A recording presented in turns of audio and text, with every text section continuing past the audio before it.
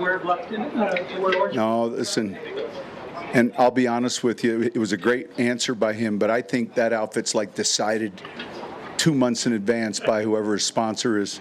But that was pretty impressive to see those guys, and I thought whenever you get to host something like that, your city does, you know, it was amazing to see it on TV, and for years they've hosted an event, and then the response from the golfers, and you hope that there's a way to get back in the rotation, because certainly the city deserves it. The response from everyone out there, and how the course played, and it was a credit to everyone over there at the course and all the people that volunteered. So that was kind of good. Now, obviously, the last couple days have been busy. They're always difficult. It's one thing that never changes. Haven't done that a while. The thing that has changed, though, and I just finished telling our team, a lot of things came from COVID. And on a positive note, the practice squads went to 16, and then the flexibility within the practice squads with veterans. More players are on rosters now.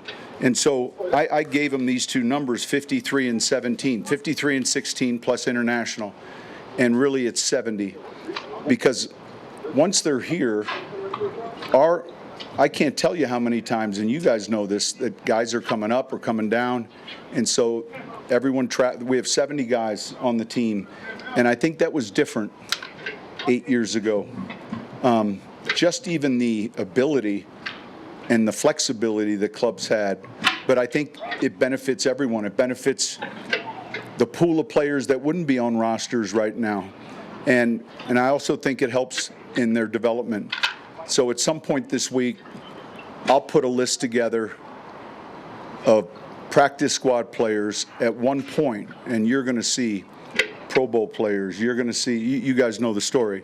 We're still a little bit, it's beginning to calm down.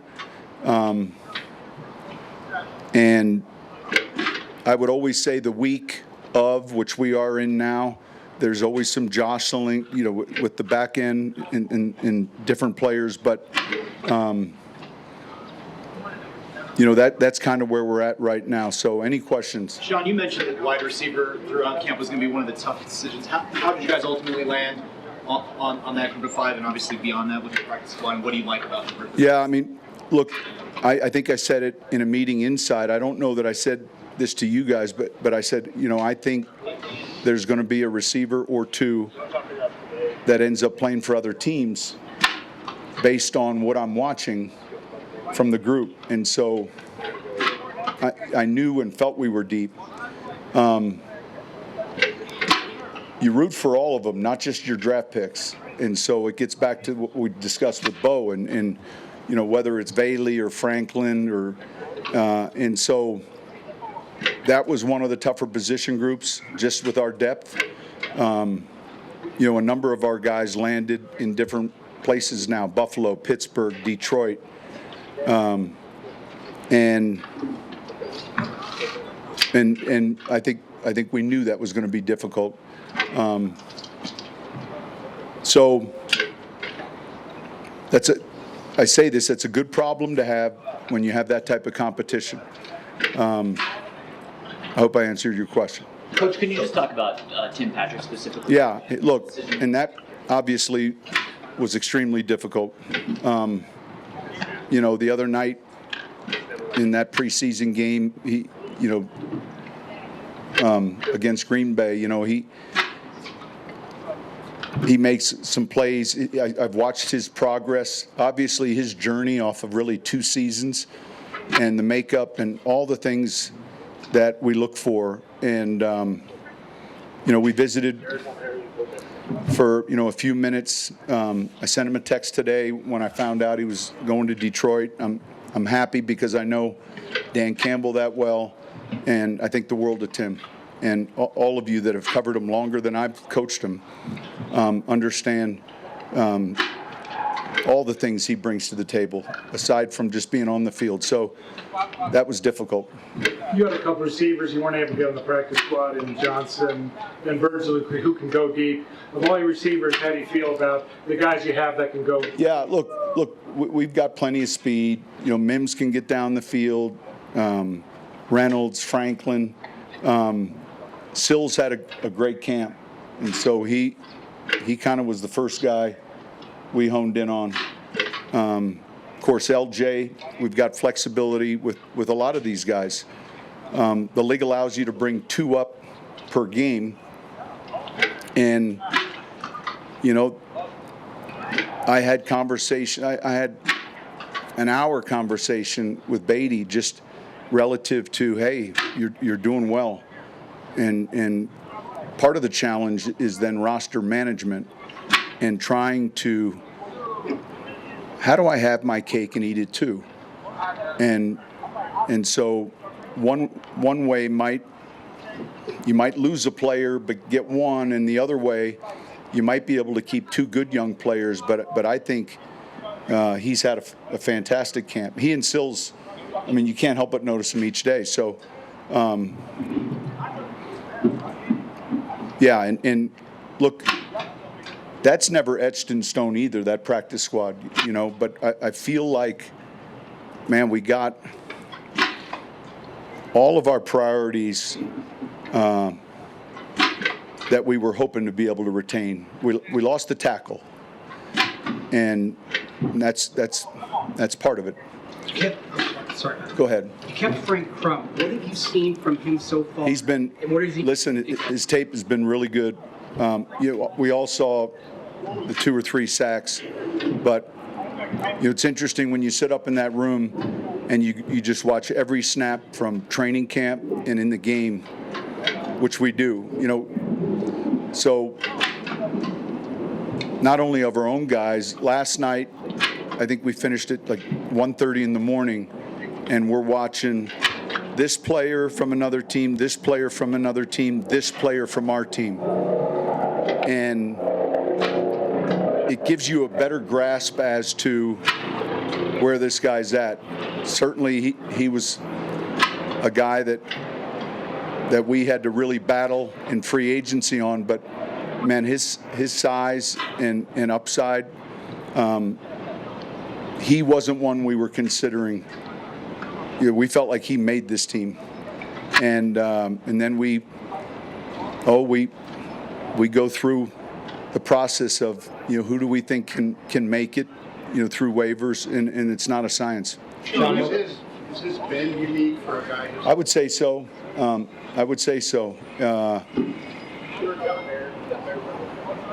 I coached his position coach, who we took in the 7th round. Now, Streif was 5 years before he started at tackle. Now, there was a season or 2 where he was the jumbo tight end, and everyone in the stadium got tired of hearing 74 reporting. And I'm not making the comparison, but he's much further along athletically than Zach. And so we're real encouraged with him. You talked about how this team's young and hungry.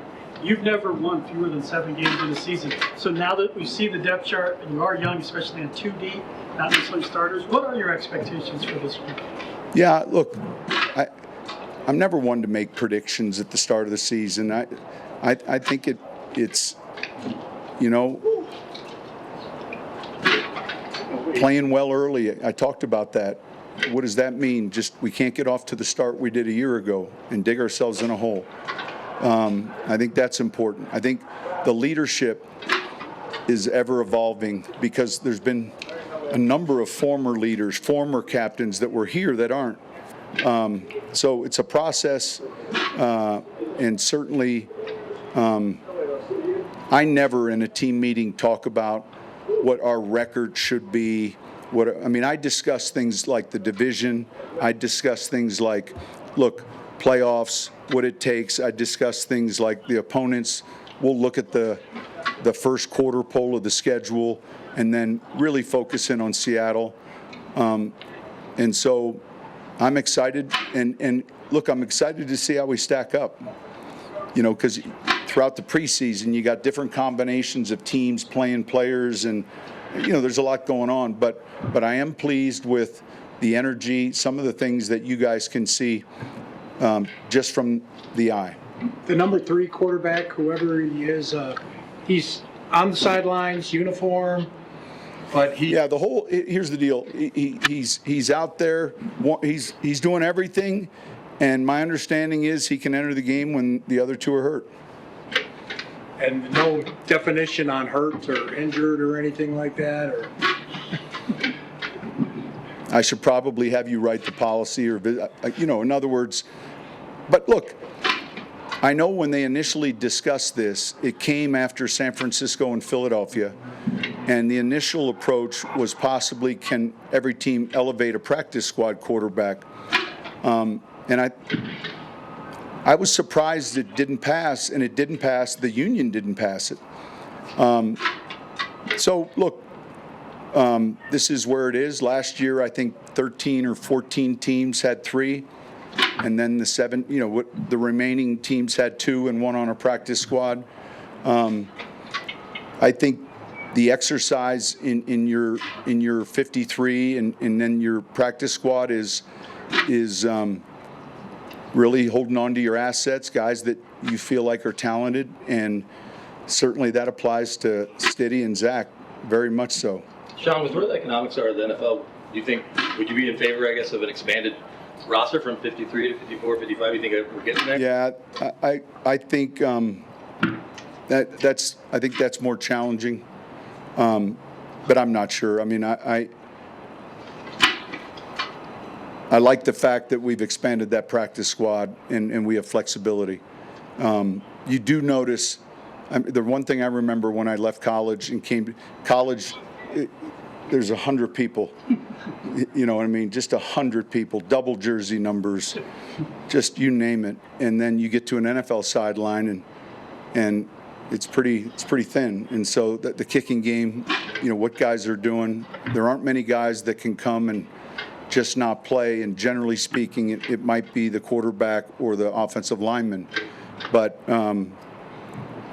yeah, it's different. You talk about, sort of selling the players sometimes, and I'm wondering, like, with LJ and Burton, does just the fact that Lil Jordan did this last year and played and everything help you pitch that to them again? Like, I think there's a trust. Like, when I call one of those guys into the room and shake their hands and said, just trust me here, listen to me, and it's just part of managing the roster and having guys that have been with you and trust you. In terms of the punting battle, Gil had maybe the better numbers in the preseason games, but what overall body of work I think it wasn't. I don't think he had the better numbers overall in the preseason either. I think Riley won that position. We've had a lot of battles. I don't know that one was that close. Was it just his consistency throughout spring training camp? All of it, yeah. They're breaking ground tomorrow in the new building. What is that going to mean to the football side of things when that's finished up? Well, the first thing is the parking's underground, so I don't think we have to, scrape our windows. Obviously, it's going to be beautiful. It's going to be nice. I think 2 years is 2026, when we're sitting here doing this, it's going to be there, and this will all be gone. Greg, Carey, the planning, there's been a lot that has gone into it. And it's just one more sign of their commitment relative to this organization and where we're at, what they want to do. I imagine at some point that tower is going to fall. That probably is the first thing. And then they're going to start, the way I understand it, that whole hill will be gone. Some of the weight room will open up to this field. You'll have the training room with views to this field, the cafeteria, then the second level connects right to the indoor. You guys will have a media room over here, I think in the old racquetball court. Is that what we? Change of plans. Okay. We haven't finalized that yet. I didn't move you from here. I didn't do that. Sean, when you have It's down the hall from you, they said. That's the way I heard. All right, so I can keep an eye on you. when you have a young football team and you've been so enthusiastic about their enthusiasm and their energy, is that the one thing that you really dial into, or is it the pliability? Well, I think it's not just that. I mean, it's the talent, the execution. Look, our league has showed it to us every year. Tampa Bay, Los Angeles Rams, Houston Texans. Tune out. There, once again, there's the entertainment part of our business, and then there's the football side to our business. And so oftentimes we understand both very well, but there's a prove 'em wrong mindset. Sean, George mentioned yesterday how he thinks. George Payton mentioned how Troy Franklin is still like a work in progress. From what you saw in training camp, like what are the next steps for him? So here's what I see, man. I see great speed, probably as good run after the catch, and even in his college tape. This past week, we saw him again. He's playing Z, and look, I like where he's at relative to his progress, and I like the selection, especially where we were able to draft him. But he has rare speed, and then he's very comfortable catching an in route, and all of a sudden, taking it for a big gain. But yeah, is there a development to any of these rookies? Absolutely. Working on his lower body strength, getting stronger there. He's smart. He picks things up. There's good questions he asked. We were discussing a few things today, so I'm excited about him. Sean, talk about your vision of Blake Watson now that he's made the 50. Yeah. So look, developmental running back. He's got joker traits. I'd say he's strong in traffic. When you just watch his preseason runs, they're unremarkable, if you will. But then when you watch him in a row, man, there's power with his finish. He had these rare times, 4.31, 11.2, all these blue marks, and then you see his ball skills. I think he fell behind a little bit at the start with his injury, but we felt strongly it was going to be hard for us to clear him through waivers, and that was based on the 6 or 7 teams that we were competing with. So, but that's where he's at today. On draft day, Sean, when you talked about your vision for Devon Bailey, you mentioned Tim Patrick as a potential comparison. How close is Devon to reaching that vision? Yeah, well, I think they've got like body types. They're big. They have strong hands in traffic. They're smart. They're tough. They catch it well. They block. Devon's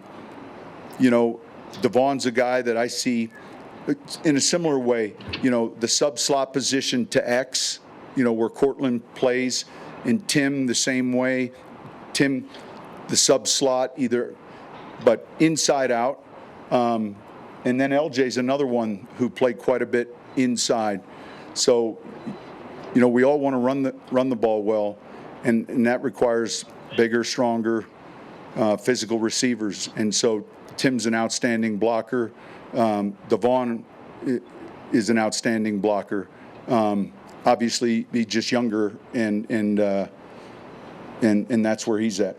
Sean, was how long this season is? How welcomed is the 3-day break that the league kind of imposes? I think more importantly, the challenge when you played the final weekend was you were so close. So any nick or type of injury, 6 days, 7 days out, could affect who was up for the game. And so, if it happens in the game we just played, we have a few guys that are getting treatment. It just gives you a better chance to get your players to the game. When you go younger at skill positions, at the backups at running back and receiver, and have a rookie quarterback, what are the challenges and benefits? I don't know if you've been in that position before. I've been. Look, in 06, we had a young receiver, Marcus Colston. He was drafted in the 7th round, I think a compensatory 7. And then we had a receiver, Dante Stallworth, who was a first-round pick. Now, Marcus in the spring struggled. His weight was a tick high, but he came back in training camp, had a really good camp, and we ended up trading Stallworth, and we went with what we were seeing, and it was a good decision. I mean, he ended up having a fantastic career. So it can happen in a number of positions.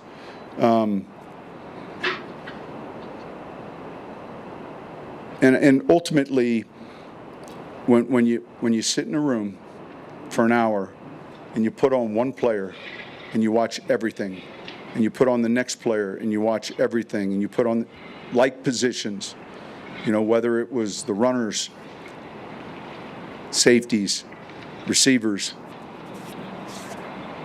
and I'm talking about practice. We have a way to chart, targets, all of that really confirms maybe what you think already. So when it comes to Jordan Jackson, he was a practice squad player in New Orleans and here last year. Yeah. What was the difference between? We saw development. I'd say there. If we're charting the early part of his pro career, year 2, we just saw it tick up. We saw it. We saw it in practice. We saw it in the game. And I would say we're a little bit more one gap driven now. I think it's benefited him. In other words, he can get to an edge. And so we were encouraged with he wasn't a borderline decision. With Matt Parrott, is he one of the guys that was dealing with something, or is there a move in progress there? What's that? Matt Parrott, he's one of the guys that dealing with an injury? Yeah, no, he's good. He's fine. Sean, I'm just curious if back to the youth, does that require more patience on your part as a play caller? No, more energy, listen, it's a young man's game. I mean, it really is. So is this one. Huh? So is this one. Yeah, so is this one too. I don't even see you guys catch on, but does it sting a little bit? It's probably, I'm sure, after playing, but with P. Ryan, I guess, signing with the Chiefs, you guys signed into it. Listen, it all stings, when they go on. And yet, when I say this, and I mean this, having coached a number of players that have gone on, I can think of so many. Alex Anzalone, Trey Hendrickson, Marcus Williams, Reggie Bush to the Dolphins, Samaj. You root for. I want them to do well. I really do. Now, not against us, but you want to see them have success because you've invested in them, and then there's an attachment with that time in coaching. Sean, if you could estimate, how many hours did you spend watching tape in terms of roster management? Well, it'd be hard for me to give you the total. I just knew it was late last night. I mean, now last night, we already have begun to do the work relative to the expected cuts, and then, but you just always get back to, there are players out there. And I use the example, I was looking at Max McCaffrey at Green Bay. That was midnight for a practice squad, and I kept noticing this number 7 at quarterback, and we got more tape, and it was Taysom Hill, and there's a play where he scrambled 43 yards for a touchdown, and if you watched it, when he got to the end zone, the whole bench emptied, kind of like ours did the other night. But I call Ireland in, and I said, what do you see here? Well, you see a fast quarterback, but then watch what happens afterwards. And so we claimed him at the 11th spot. And so there is that uneasy feeling that someone's out there. Where are they? And you do your best to try to find them.